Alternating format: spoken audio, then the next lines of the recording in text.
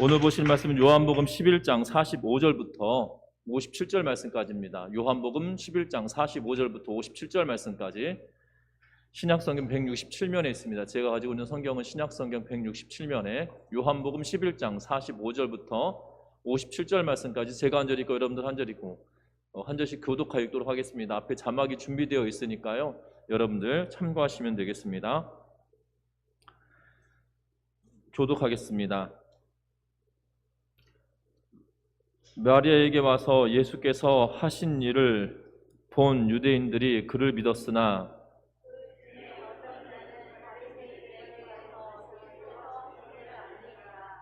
이에 대제사장들과 바리새인들이 공회를 모으고 이르되 이 사람이 많은 표적을 행하니 우리가 어떻게 하겠느냐.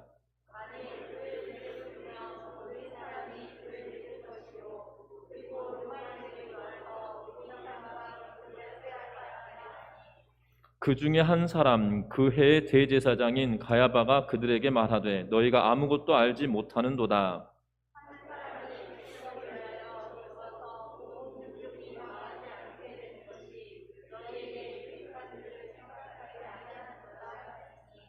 이 말은 스스로 함이 아니요 그 해 대제사장이므로 예수께서 그 민족을 위하시고 또 그 민족만 위할 뿐 아니라 흩어진 하나님의 자녀를 모아 하나가 되게 하기 위하여 죽으실 것을 미리 말함이로라. 그러므로 예수께서 다시 유대인 가운데 드러나게 다니지 아니하시고 거기를 떠나 빈들 가까운 곳인 에브라임이라는 동네에 가서 제자들과 함께 거기 머무시니라.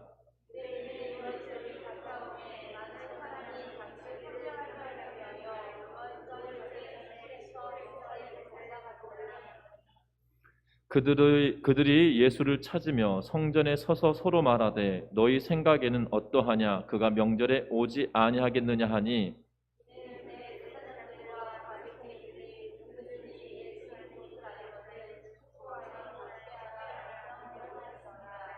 아멘. 우리 앞을 향하여 인사 나누고 말씀 나누겠습니다. 사랑하고 축복합니다.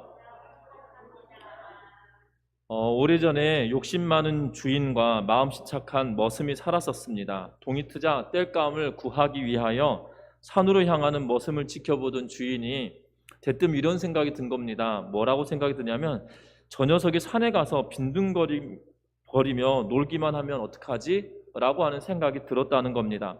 그래서 평소에는 이 머슴이 산에 올라가서 땔감을 해오는지 안 오는지 별로 이렇게 관심이 없다가, 왜냐하면 그 머슴이 항상 이렇게 땔감을 갖다 놓았기 때문이죠. 그런데 이 욕심 많은 주인이 어느 날 아침 문득 있는 생각이 들었던 것입니다. 저 녀석 산에 올라가서 땔감을 구한다고 해놓고 놀고 오는 거 아니야? 라고 생각이 들었다는 거죠.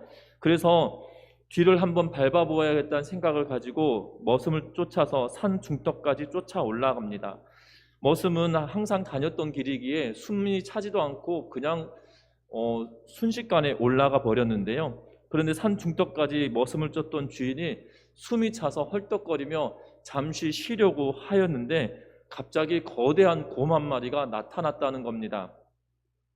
그리고 놀라서 도망가려고 하는데 몇 발짝 가지 못해서 이미 숨이 차고 다리가 풀려버린 나머지 곰 앞에서 쓰러져 버렸다고 합니다. 그런데 이 곰이 하얀 이빨을 드러내고 이 주인을 물으려고 하는 그 순간에 이 갑자기 퍽 하는 소리가 나더니 곰이 갑자기 쓰러지더라는 거죠. 알고 봤더니 이 하인이 곰의 등짝에 이 도끼를 던져서 맞춰가지고 곰을 쓰러뜨렸던 것입니다. 그리고 다시 와서 이 도끼로 이 곰을 쳐서 죽이는, 그리고 이 주인을 구하여서 사이좋게 내려왔다고 합니다. 그런데 중요한 것은 이 사이좋게 내려오는 것으로 그쳤으면 좋겠는데 다음날 이 주인이 생각해 보니까 너무 신나고 좋은 것입니다. 뭐가 신나고 좋냐면 곰 한 마리가 생겼고요. 그 곰의 가죽을 팔면 자기에게 돈이 생길 것 같다는 생각이 든 겁니다. 그래서 이 하인을 불러다 놓고 그 곰 가죽을 벗기자고 하면서 친히 본인이 곰 가죽을 벗깁니다. 그리고 장에 나가서 팔았습니다. 그런데 돌아오면서 이 주인이 막 화를 내는 거예요. 화를 내는 이유가 뭐냐면 다른 것이 아니라 너 때문에 가죽값을 제대로 받지 못했다. 네가 도끼로 곰을 때려 죽이지 않았으면, 가죽에 상처가 났지 않았으면 이것이 제값을 받고 팔았을 텐데 반값 받고 팔았다라고 하면서 호통을 치더라는 것입니다. 참 놀랍습니다. 이 욕심 많은 주인이지만 자기 목숨을 구해준 하인이지 않습니까? 또 하나 자기 목숨을 덤으로 받았는데, 그리고 이 곰의 가죽을 취한들 그것을 팔아가지고 이익을 얻는들, 그게 더 기쁜 일이겠습니까? 자기 목숨을 구한 일이 더 기쁜 일이겠습니까? 그런데 이것이 우리가 우스갯소리로 들을 수도 있는 일이지만, 우리가 살아가는 동안에 이 욕심 많은 주인과 같은 삶을 우리는 살고 있지 않은지 한번 살펴보아야 된다는 것이지요. 왜냐하면 오늘 본문의 말씀에 보면 나사로가 살아났습니다. 그리고 나사로가 살아나는 장면을 보았던 유대인들이 있었습니다. 그 일로 말미암아 어떠한 일이 벌어졌다고 45절에 말합니까? 마리아에게 와서 예수께서 하신 일을 본 많은 유대인이 그를 믿었다라고 기록하고 있는 걸 보게 됩니다. 많은 유대인들이 있었다라고 이야기하고 있다는 것이지요. 그리고 많은 유대인이 그것을 보았다라고 이야기하고 있습니다. 왜냐하면 이 베다니 지역에 이 나사로와 마르다와 마리아와 함께 있었던 많은 유대인들이 그 장면을 보고 나사로가 살아났음에 대하여 기적과 같은 일을 보았기 때문이죠. 죽은 사람을 살려낸다는 것은 있을 수 없는 일이고 쉽지 않았던 일입니다. 여러분들, 구약 성경에도 수많은 선지자들이 있었습니다. 수많은 선지자들이 있었는데요, 그 가운데 수많은 선지자들 가운데 사람을 살려낸 선지자가 몇 되지 않는다는 거예요. 우리가 잘 알고 있는 엘리사 선지자가 사람을 살렸던 역사가 기록되어 있지, 그 이후에 이사야가 사람을 살렸다, 다니엘이 사람을 살렸다, 아니면 다른 선지자들이 사람을 살렸다는 기사를 성경은 기록해 놓고 있지 않기 때문이죠. 유일하게 엘리사 선지자를 통하여 사람을 구하고 사람을 살렸던 사건을 기록해 놓고 있다는 사실입니다. 저와 여러분들 기억하셨으면 좋겠습니다. 무엇을 기억해야 되냐면, 이 구약시대에 사람을 살렸던 이 선지자의 모습이 바로 하나님으로부터 부름받은 자, 하나님께서 보낸 자라는 의미로 생각되어지는 그러한 때였다는 거죠. 그런데 오늘 어떠한 일이 벌어졌습니까? 나사로가 살아나는 사건이 벌어졌음에도 불구하고 오늘 본문의 45절에 보면 많은 유대인들이 그들을 믿었다라고 말합니다. 그런데 46절에 뭐라고 기록합니까? 그 중에 어떤 자는 바리새인들에게 가서 예수께서 하신 일을 알리니라 라고 말하고 있는 걸 보게 됩니다. 그 중에 어떤 자는 바리새인들에게 가서 예수께서 하신 일을 알렸던 이유가 무엇일까요? 지금 그것은 다른 것이 아니라 예수님을 죽이려 하고 있는 그러한 상황에 믿을 수 없는 상황이기 때문에 믿지 않아서 그것을 바리새인들에게 알리고 또한 대제사장과 바리새인들에게 말하고 있는 그러한 상황이었다는 것입니다. 어찌 보면 이 기적 같은 일이 벌어졌음에도 불구하고 욕심 많은 주인처럼 행하고 있는 그러한 모습은 아닌지 오늘 본문의 내용은 우리가 볼 수 있다는 것이지요. 중요한 것은 이들이 왜 믿을 수 없었냐는 것입니다. 중요한 것은 예수 그리스도의 기적을 보았다라면, 예수께서 사람을 살리신 기적을 보았다라면 당연하게 믿을 것 같습니다. 저 같으면 믿을 것 같아요. 그런데 그것을 믿지 못하고 오히려 반감을 가지고 믿음 없이 이 일들을 행하고 있는 모습을 보게 됩니다. 그 이유는 다른 것이 아니다라고 성경은 말합니다. 로마서 3장 10절과 11절 말씀에 뭐라고 말씀하시냐면, 기록된 바 의인은 없나니 하나도 없으며 깨닫는 자도 없고 하나님을 찾는 자도 없다라고 성경에 기록합니다. 모든 사람이 죄를 범하였기 때문에 하나님의 영광에 동참할 수 없다라고 말씀하고 있는 것이지요. 깨달을 수도 없고 하나님을 찾을 수도 없다라고 말씀하고 있다는 겁니다. 다시 말하면 죄가 그들을 가리워서 하나님의 영광을 볼 수 없다라고 말씀하고 계신 것을 보게 됩니다. 기적을 보았지만 예수님을 그리스도로 고백하게 하는 것이 아니라 오히려 예수 그리스도를 죽이는 자리에 동참하고 있는 그러한 모습을 보여주고 있다는 것입니다. 우리들은 어떠한지 한번 보아야 합니다. 우리들의 신앙의 상태가 때로는 기적을 보았음에도 불구하고 예수 그리스도를 주로 고백하는 것이 아니라 때로는 하나님께서 내 삶을 주관하시고 나에게 새 생명을 주셨음에도 불구하고 그 하나님께 전적으로 나아가지 못하는 모습이 우리에게 있지 아니한지 우리의 자신을 살펴보아야 된다는 겁니다. 하나님의 영광이 나타나는 표적을 볼 때 우리의 반응은 어떠한지, 내 자신의 반응은 어떠한지 돌이켜보는 은혜가 있으시기를 주의 이름으로 부탁합니다. 특별히 교회 공동체 안에도 이러한 일들이 있습니다. 하나님의 영광과 하나님의 능력을 경험하였음에도 불구하고 긍정적으로 반응하신 분들이 있고 때로는 부정적으로 반응하신 분들이 있다는 거죠. 그래서 긍정적으로 반응하신 분들의 모습, 긍정적으로 반응하신 분들은 주의 은혜가 정말 놀랍다라고 하나님을 찬양하게 되는데, 그 부정적으로 이야기하시는 분들은 뭐라고 이야기하냐면 사람이 살다 보면 그럴 수도 있지 라고 이야기한다는 거죠. 사람이 살다 보면 그럴 수도 있습니다. 그런데 그런 일들이 흔하지 않다는 게 초점인 거죠. 중요한 것은 하나님이 함께 하시지 않으시면 이러한 일들은 우리에게 일어나지 않는다는 사실입니다. 그러하기에 하나님께서 우리에게 은혜를 베풀어 주시고 우리에게 능력을 베풀어 주실 때 우리는 어떠한 자리에 서서 하나님의 영광과 능력과 은혜에 반응할 것인지, 우리의 자신을 어떤 쪽에 속하게 할 것인지, 그 하나님 앞에 우리의 자신을 어떻게 내어놓을 것인지 거기에 관심을 두며 나아가는 주의 백성들 되시기를 주의 이름으로 부탁드립니다. 이 일로 말미암아 어떠한 일이 벌어집니까? 예수님이 나사로를 살리셨다라는 사건을 바리새인들에게 알린 일로 말미암아 그 후에 어떠한 일이 벌어지냐면 47절에 이렇게 기록합니다. 같이 읽으면 47절 48절입니다. 이에 대제사장들과 바리새인들이 공회를 모으고 이르되 이 사람이 많은 표적을 행하니 우리가 어떻게 하겠느냐? 만일 그를 이대로 두면 모든 사람이 그를 믿을 것이요 그리고 로마인들이 와서 우리 땅과 민족을 빼앗아 가리라 하니. 아멘. 오늘 말씀에 공회를 모았다라고 이야기합니다. 대제사장과 바리새인들이 공회를 모으고 이르되 이 사람이 많은 표적을 행하니 우리가 어떻게 하겠느냐라고 이야기하고 있는 걸 보게 됩니다. 예수님께서 행하셨던 표적은 부인할 수 없는 사건이었고 사실이었습니다. 아무것도 거부할 수 없는 명백한 사실이었다는 거죠. 이미 죽었던 나사로가 살아났다라는 사실을 눈으로 본 사람이 많고 그 가운데 현장에서 목도했던 사람들이 와서 나사로가 살아났다라고 알려주었다는 것입니다. 그 일로 말미암아 부정적인 견해를 가지고 있던 이 사람들 가운데 대제사장과 바리새인들이 사람들을 모아 공회의를 모았다라고 이야기합니다. 그리고 많은 표적을 행한 것으로 인하여 뭐라고 이야기합니까? 우리가 어떻게 해야 할까라고 이야기하고 있다는 것이죠. 그러면서 그 어떻게 해야 되는 이유는 다른 것이 아니라 만일 그를 이대로 두면 모든 사람이 그를 믿을 것이요 그리고 로마인들이 와서 우리 땅과 민족을 빼앗아 가리라 하니 라고 이야기합니다. 쉽게 말하면 많은 사람들이 예수를 믿음으로 말미암아 결국 로마 사람들이 와서 우리의 땅과 우리의 민족을 빼앗아가는 상황이 생길 것이다 라고 이야기하며 말하고 있다는 것이지요.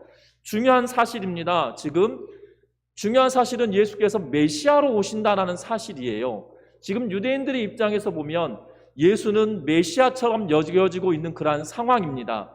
대제사장과 바리새인들도 마찬가지로 성경을 알고 있는 사람들이고 성경을 보는 사람들이고 성경을 연구하는 사람들이라는 거죠. 그리고 말씀과 규례에 합당하게 그들이 행하고 있었던 사람들이라는 사실입니다. 비록 이 헤롯 왕 때 이 대제사장과 바리새인들은 하나님에 대하여 전적으로 신뢰하며 살아갔던 사람들이 아닐 수도 있지만 그럼에도 불구하고 수많은 대다수의 사람들은 하나님의 말씀을 추정하고 따르고 믿고 나아갔던 사람들이었다는 것입니다.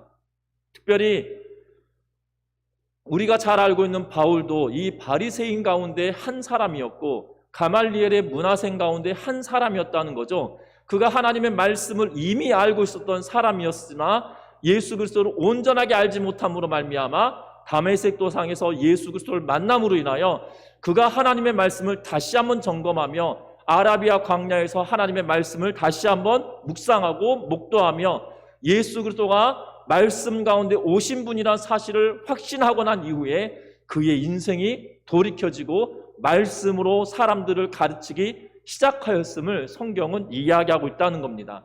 이미 문화적인 배경에 성경을 이미 알고 있었던 사람이고, 성경이 말하는 그분이 정말 그분이신가라는 확고한 답을 성경을 통하여 얻고 난 이후에 그의 삶이 더욱더 힘있게 변화되었고 복음을 전하는데 거칠 것이 없었던 것을 우리는 기억합니다. 이미 바리새인들, 대제사장들은 말씀을 사용하는 자들이고 말씀을 가지고 있었던 사람들입니다. 그러면 무엇을 해야 하는 것일까요? 무엇을 해야 하는 것일까요? 이분이 예수 그리스도가 예언 가운데 오신 분이냐라는 것을 증명하고, 그것을 따라서 판단하고, 그것을 가지고 믿을지 말 것인지에 대하여 결정하여야 될 것인데, 지금 그들에게 주어진 문제는 무엇입니까? 로마 사람들이 와서 우리 땅과 우리 민족을 빼앗아가리라 라고 하는 그러한 두려움이 그들에게 있다는 거죠. 잘 생각해 보셔야 됩니다. 하나님의 말씀을 소유한 사람들입니다. 하나님의 말씀을 가지고 있는 사람들입니다. 그러면 예수 그리스도의 행적을 통하여 판단할 것은 무엇이냐면, 이 사람이 예언을 통하여 온 사람인지 예언을 통하여 온 사람이 아닌지, 그것을 분별하는 것이 우선되어져야 된다는 거예요. 예언을 통하여 오신 분이다라면 하나님의 약속이 성취되었기에 하나님의 말씀을 부여잡고 살아가는 사람들이라면 그것에 합당하게 반응하는 것이 마땅한 일이라는 거예요. 그런데 성경은 지금 뭐라고 이들은 이야기합니까? 로마 사람들이 와서 우리 땅을 빼앗고 민족을 빼앗아가리라. 예수님께서 정치적으로 이 땅에 오신 메시아라고 여겨진다라면, 하나님께서 그것을 허용하신다라면 아멘하며 따라가면 되는 상황임에도 불구하고 지금 뭐라고 이야기합니까? 로마 사람들이 와서 우리 땅과 민족을 빼앗아가겠다라는 두려움이 그들에게 있었다는 거죠. 우리가 살아가는 삶에서도 마찬가지란 겁니다. 하나님의 말씀이 우리의 삶을 주관하시고, 내가 하나님의 말씀이 내 삶에 전적으로 의지되어지고 내 삶에 영향을 미쳐야 되는데, 우리는 하나님의 말씀이 내 삶의 전 영역에 영향을 미치기보다도 하나님이 원하시고 하나님의 말씀이 원하는 방향으로 내 삶을 선택하고 가는 것이 아니라 내 환경과 상황에 맞추어서 그것을 결단하고 판단하고 살아가고 있지 않은지 우리의 자신을 날마다 돌이키며 나아가야 된다는 거예요.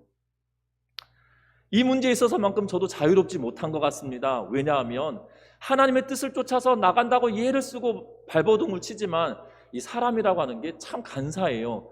내 마음이, 내 몸이 조금 편한 대로 가고 싶어 하는 것이 우리의 욕심이기 때문이죠. 거기다가 환경이 더 받쳐주면 이것에 훅 넘어가려고 하는 그런 습성이 내 안에도 있는 것을 발견하게 됩니다. 여러분들 잘 아셔야 되는 것은 우리들이 연약한 존재이기 때문에 그것이 어쩔 수 없는 상황일 수 있어요. 하지만 우리가 기대할 것은 무엇이냐면, 하나님의 말씀이 내 삶 가운데 들어와 있다라면, 하나님의 영이 내 안에 충만하다라면, 하나님의 말씀이 내 삶에 소유되어져 있다라면, 그 말씀이 나에게 요구하는 것이 무엇이고, 그 말씀이 우리에게 나타내시는 것이 무엇이고, 그 말씀에 따라 우리가 살아가야 될 방향이 무엇인지 제대로 결정하는 은혜가 있으시기를 주의 이름으로 부탁드립니다.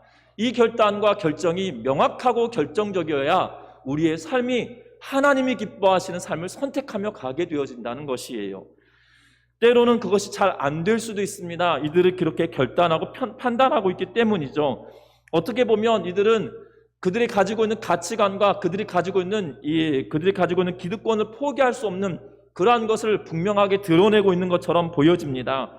그래서 신앙의 참 생명을 잃어버리고 껍데기만 남아버린 그러한 모습처럼 오늘 보여지고 있는 대제사장인 것입니다. 그 가운데 대제사장 가야바가 이렇게 말합니다. 49절 말씀 같이 읽어봅니다. 그 중에 한 사람, 그 해의 대제사장인 가야바가 그들에게 말하되 너희가 아무것도 알지 못하는도다. 50절 말씀도 읽습니다. 한 사람이 백성을 위하여 죽어서 온 민족이 망하지 않게 되는 것이 너희에게 유익한 줄을 생각하지 아니하는도다. 아멘. 오늘 말씀해 보니까 대제사장 중 한 사람 가야바가, 그 해의 대제사장인 가야바가 뭐라고 이야기합니까? 아무것도 너희가 알지 못하는구나. 한 사람이 백성을 위하여 죽어서 온 민족이 망하지 않게 되는 것이 너희에게 유익한 것이다 라고 하면서 예수 죽이면 되지 않겠냐 라고 말하는 것이죠. 예수 한 사람을 죽이면 우리 민족이 평안해질 거야 라고 이야기하고 있는 것을 보게 됩니다. 어떻게 보면 지금 예수 그리스도가 우리에게 와서 이 사람이 행하는 것이 지금 하나님께서 예언으로 통하여 주신 그분인지 아닌지를 분별하는 것에 목적이 있는 것이 아니고요, 우리가 어떻게 하면 이 세속적인 삶을 포기하지 않고 우리의 기득권을 놓지 않고 어떻게 살아갈 수 있을 것인가의 답을 뭐라고 하고 있냐면 이 사람을 죽이면 돼 라고 이야기하고 있다는 것입니다. 놀랍습니다. 성도들도 마찬가지, 저도 마찬가지고요, 우리가 깨어있지 않으면 어느 순간이건 세속의 이익과 영광을 추구하느라 정신 없어질 수가 있다는 사실이에요. 때로는 부끄러운 것을 부끄럽게 여기지 못하며 살아갈 때도 있는 것이 우리의 모습이라는 것이에요. 가야바의 모습이 지금 부끄러운 상황인 것임에도 불구하고 전혀 부끄러워하지 아니하고요, 이것이 당연한 것처럼 여겨지고 모든 사람이 이 상황에 참여했던 사람들이 뭐라고 여기냐면 53절 말씀 보니까 이날부터는 그들이 예수를 죽이려고 모의하니라 라고 이야기하면서 그 자리에 모였던 공의의 사람들이 뭐라고 생각합니까? 뭐라고 결정합니까? 죽이자라고 결정을 하고 모의하기 시작했다라고 성경은 이야기하고 있어요. 우리의 삶이 하나님이 원하시고 기뻐하시는 것을 선택하는 것으로 나아가야 되는데 그렇지 않아진다면 결국 내 이익과 세상이 요구하는 그런 방식에 쫓아서 살아가는 그런 상황이 되어져 버린다는 거예요. 거기에 내 자신도 저도 마찬가지로 자유할 수 없는데 저와 여러분들이 깨어서 하나님의 말씀을 날마다 상고하며 그 말씀이 원하는 대로 그것을 선택하며 나아가는 은혜가 있으시기를 주의 이름으로 축원합니다. 특별히 오늘 본문의 내용을 보면 더 놀라운 것은 무엇이냐면 그럼에도 불구하고 이 악한 상황에 예수님을 죽이려 하는 그 상황에서도 하나님은 일하고 계시다는 사실이에요. 특별히 51절 말씀 보겠습니다. 51절과 52절입니다. 이 말은 스스로 함이 아니요 그 해의 대제사장이므로 예수께서 그 민족을 위하시고 또 그 민족만 위할 뿐 아니라 흩어진 하나님의 자녀를 모아 하나가 되게 하기 위하여 죽으실 것을 미리 말함이러라. 아멘. 더 놀라운 것은 이 요한이 이 대제사장의 말하는 것을 평가하고 후대에 이것을 기록할 때 뭐라고 기록하고 있냐면 이것은 그의 생각으로 이야기한 것이 아니다 라고 말하고 하나님께서 계획하신 것을 이 사람의 입을 통하여 하신 것이다 라고 요한은 평가하고 있다는 것입니다. 중요한 사실은 요한의 평가가 후대에 일어난 것이지요, 후대에 일어나서 평가하는 것이지만 결국 하나님께서는 모든 것들을 합력하여 선을 이루어 가시는 방식과 방법으로 사용하셨다는 것인데 그 현장에 있던 이 상황은 결국 그의 세속적인 욕망을 취하는데 급급하였었다는 것이지요. 그 급급함에도 불구하고 하나님은 그 가운데서 일하시고 만들어 가신다는 사실입니다. 저와 여러분들의 삶에서도 하나님이 나를 끝까지 포기하지 않으시고 하나님께서 우리를 인도해 가시기에 그 하나님을 더욱더 의지하며 나아간다라면 악한 것을 통하여 하나님의 뜻을 이루어 가시는 것이 아니라 저와 여러분들의 선한 모습으로 하나님의 선하신 뜻을 이루어 가신다는 것을 기억하면서 그 선한 자리에 서서 하나님의 뜻을 이루어가는 우리 모두가 되시기를 주의 이름으로 부탁드립니다. 세 번째 보면 54절 말씀의 내용입니다. 같이 읽어봅니다. 그러므로 예수께서 다시 유대인 가운데 드러나게 다니지 아니하시고 거기를 떠나 빈들 가까운 곳인 에브라임이라는 동네에 가서 제자들과 함께 거기 머무시니라. 아멘. 예수님께서 유대인 가운데로 드러나게 다니지 않으셨습니다. 왜 그럴까요? 53절에 예수를 죽이려고 모의하기 시작했다는 사실을 알았기 때문입니다. 그러면서 예수님은 에브라임이라는 동네에 가서 제자들과 함께 머무르셨다라고 성경에 이야기합니다. 어떻게 보면 예수님은 유대인들을 피하여서 다른 곳으로 돌아다니고 계신 것처럼 비추어지고 있는데 그 이유가 무엇일까요? 그 이유는 유대인들을 두려워서가 아니었다는 사실입니다. 유대인들이 두려웠다라면 그 다음 돌아오는 명절이었던 6월절에 예수님께서는 예루살렘으로 올라가지 않으셨을 것이고 그것이 두려우셨다라면 예수님께서는 그 6월절에 올라가셔서 잡혀서 십자가의 죽임을 당하지 않으셨어야 되셨을 것이기 때문입니다. 그런데 두려워서 피한 것은 아니었다는 거죠. 두려워서 피한 것이 아니라 하나님의 때가 아직 임하지 아니하였기에 그 때를 기다리며 기다리고 있었다는 사실입니다. 또 하나는 예수님께서 이것을 피하신 이유가 무엇이겠습니까? 다른 것이 아니라 제자들 때문이라는 거죠. 제자들과 함께 예브라임이라고 하는 곳에 함께 거기 머물러 계셨다라고 이야기하고 있는 걸 보게 됩니다. 예수님께서는 다가올 유월절에 그가 죽임당할 것을 이미 알고 계셨습니다. 그리고 예수님께서 죽임당하실 것을 각 복음서마다 3번씩 걸쳐서 적어도 3번 예수님께서 내가 죽을 거다, 내가 죽을 거다, 내가 죽을 거다라고 예고하셨다는 사실입니다. 그럼에도 예수님이 죽음을 앞두고 있는 그 시점에 예수님은 그들과 함께 하셨음은 다른 것이 아니라 제자들을 굳건하게 하기 위하여 그곳에 계셨다는 것입니다. 그 일로 말미암아 훗날의 제자들은 예수 그리스도의 십자가의 구속을 이해하고 그리스도의 십자가의 사랑을 증거하는 그러한 사람들로 남게 되어졌다는 거죠. 그런데 우리가 주의 깊게 봐야 될 것은 예수님의 태도입니다. 예수님의 태도는 어떠합니까? 56절 말씀입니다. 같이 읽습니다.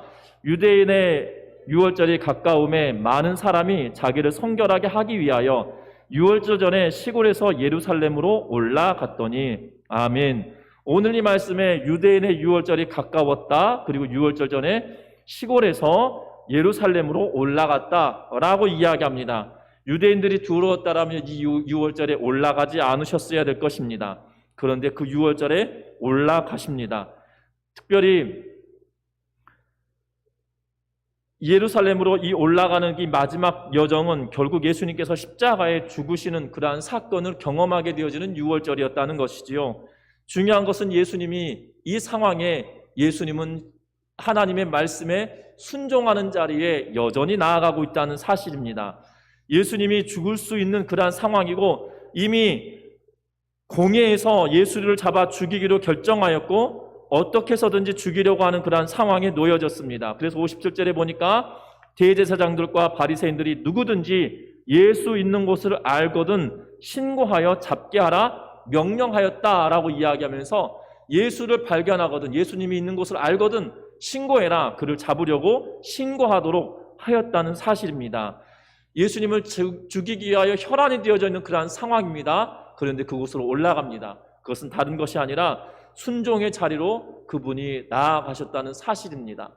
우리들의 상황과 환경들, 하나님 앞에 순종하며 나아가야 될 그 여건들, 그러한 상황이 우리에게 놓여졌을 때 무엇을 선택하고 갈 것인지 우리는 곰곰하게 스스로 생각해 보아야 합니다.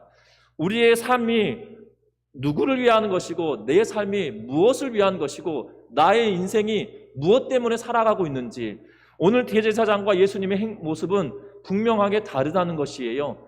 대제사장들과 바리새인들의 모습과 예수님의 모습은 분명하게 다르다는 겁니다. 동일한 것은 말씀을 둘 다 소유하고 계시다는 거예요. 그러나 바리새인들과 대제사장들의 모습과 예수님의 모습은 전혀 다른 거예요. 하나님의 말씀에 순종하기 위해 나아가는 그 자리에 있던 예수님과 대제사장과 바리새인들은 하나님의 말씀을 알고 있음에도 불구하고 분별하기 위하여 말씀을 사용한 것이 아니라 죽이기 위하여 말씀을 사용하고 있다는 사실이죠. 저와 여러분들 무엇 때문에 우리가 삶을 살아가고 있습니까? 그것을 우리가 주의 깊게 살펴보아야 될 것 같아요. 저 자신부터 시작해서 우리 모든 성도님들이 예수님과 같이 말씀을 소유하고 그 말씀에 순종하는 자리에 나아가는 믿음의 권속들 되시기를 주의 이름으로 축원합니다. 분명한 것은 악한 것까지도 하나님께서 사용하셔서 하나님의 선하시고 긍휼하신 뜻으로 이루어가는 과정들이 있고 섭리하시는 하나님을 발견할 수 있지만, 그럼에도 불구하고 우리가 어떤 자리에 서서 어떠한 상황으로 하나님의 사용하심을 경험할지, 하나님의 섭리하심을 경험할지는 우리가 선택해야 된다는 것이지요. 상황과 환경에 짓눌려서 결국 상황 때문에 그것을 받아들인 것이 아니라 말씀으로 인하여 그것 상황을 뛰어넘으며 내가 주를 위하여 살아갈 것인지 무엇을 위하여 살아갈 것인지 결단하면서 결국 하나님 앞에 순종하며 삶을 선택하는 우리 모두가 되시기를 주의 이름으로 부탁드립니다. 결국 우리의 상황에 엄습해오는 걸로 인하여서 하나님과 관계를 멀어지게 하는 것이 아니라 이 상황을 통하여서 하나님과 더욱더 가까워지려 가는 은혜가 있으시기를 주의 이름 부탁합니다. 어찌 보면 어려운 상황입니다. 예수 그리스도가 죽임을 당할 수 있는 상황입니다. 그럼에도 불구하고 하나님과의 관계가 더 깊어져 갔기 때문에 깊은 관계였기 때문에 순종의 자리로 나아갈 수 있었다는 거죠. 우리의 삶이 하나님과의 관계가 멀어지는 것이 아니라 더욱더 하나님과의 관계가 깊어져 감으로 말미암아 그 하나님과의 깊은 관계 때문에 순종의 자리로 더욱더 나아갈 수 있는 믿음의 성도들 되시기를 주의 이름 부탁드립니다. 말씀을 맺으려고 합니다. 많은 선택을 해야 되고 순간의 선택을 해야 되는 그러한 상황에 직면해 있을 때가 너무나 많습니다. 그래서 과거에는 이런 말도 있었습니다. 광고 카피에 순간의 선택이 10년을 좌우한다 라고 이야기했습니다. 뿐만 아닙니다. 어떤 선택을 하느냐에 따라 이런 광고도 있었죠. 이 남편이건 부인이건 자기의 순간의 선택으로 인하여 어떠한 것을 결정짓는다라고 하는 이 운명론적인 이야기를 하였던 그런 카피들도 보게 되어집니다. 선택이라고 하는 것이 그만큼 중요한 것 같습니다. 그런데 안 믿는 세상 사람들도 무엇을 선택해야 되는지 그 순간의 선택이 중요하다라고 항상 이야기하고 있는 것이거든요. 그런데 오늘 성경 말씀에 보면 우리들에게도 동일하게 그 선택의 순간이 우리에게 주어졌을 때 뭘 선택하냐는 것입니다. 대제사장과 바리새인들과 같은 선택을 할 것인지 아니면 그리스도와 같은 은혜의 자리에서 선택을 함으로 선한 일을 위하여 사용되어질 것인지 우리는 그 선택의 기로에 놓여졌을 때 선한 것을 선택할 수 있는 믿음의 성도들 되시기를 주의 이름으로 축원합니다. 그래서 그 믿음의 길은 내가 결국 선택하며 가는 거거든요. 내가 무엇을 선택하느냐에 따라 달라진다는 거예요. 그렇다고 하나님께서 우리를 내치시거나 버리지는 않으세요. 왜냐하면 하나님께서는 합력하여 선을 이루어 가시는 하나님이시기 때문입니다. 중요한 것은 내가 하나님 앞에 섰을 때 어떠한 존재로 설 것이냐의 문제라는 거죠. 내가 하나님 앞에 섰을 때 어떠한 모습으로 설 거냐의 문제라는 사실입니다. 저와 여러분들이 항상 선한 것을 선택하며 살아가는 믿음의 성도들 되시기를 주의 이름으로 축원합니다.